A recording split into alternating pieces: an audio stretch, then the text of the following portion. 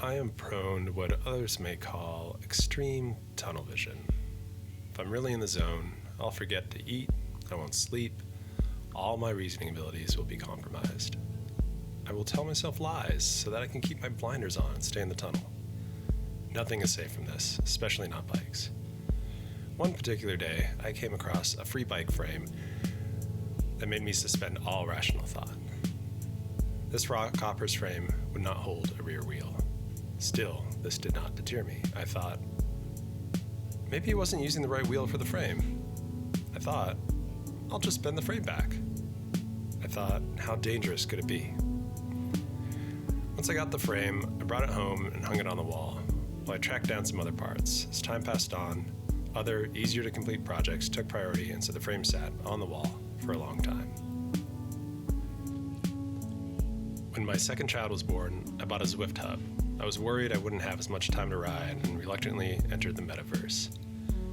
As time went on, I really started to appreciate Zwift for what it was. Zwift has been a tool for me to stay in shape, push my limits, and most importantly, squeeze a ride into the smallest amount of windows. There was one problem with the last part. Swapping my bike on and off the trainer was eating up valuable ride time, especially if I only had a 30-minute window for a workout. Using even a few minutes to set up the bike was significant time lost, not to mention the wear and tear I was putting on my lightweight drivetrain components.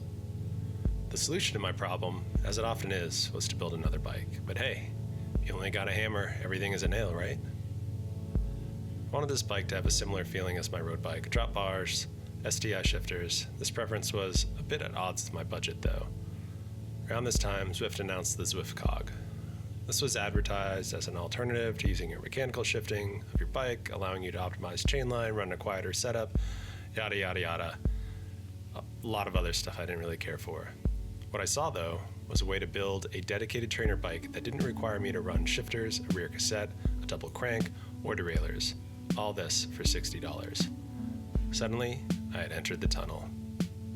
I grabbed parts from around the shop, a front wheel and a new tire from another uncompleted project, bottom bracket from the parts bin, a garbage headset that was all but locked up, a stem I had cleaned up from the Miata build, brake levers pulled off my wife's bike when I upgraded her drivetrain, not functional but necessary to replicate real-world riding. The parts I didn't have, I bought cheap off Amazon, bars, crankset, and seat post. Using a cheap derailleur was more cost-effective than buying a single-speed cable tensioner. I did spend a little money on contact points. I feel like comfort is key when riding indoors. Before putting it all together, I gave the frame a quick restoration. I didn't want it rusting up from sweat. I sanded off the old touch-up paint and rust, gave it the kintsugi treatment from leftover paint from the Miata build, and finished it off with a 2K clear coat to bring back the shine. Excluding the cost of the trainer, I had a dedicated Zwift bike for $250, $750 if you include the Zwift hub itself. Not an inexpensive sum, but given the $1,300 cost of the Zwift Ride, I consider that a substantial savings. Not to mention the $2,000 plus cost of any other indoor-only bike. Here it is, another problem, another bike, another nail hammered. Since building this bike, I've put a little over 1,300 miles on it. Overall, it's been amazing to ride.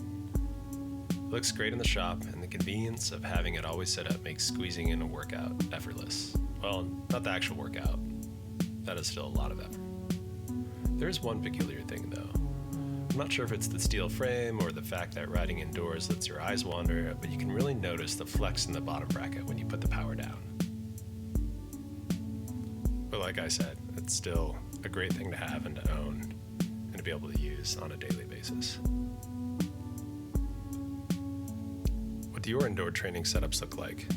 You have a dedicated bike, or are you just really good at setting it up? Let me know.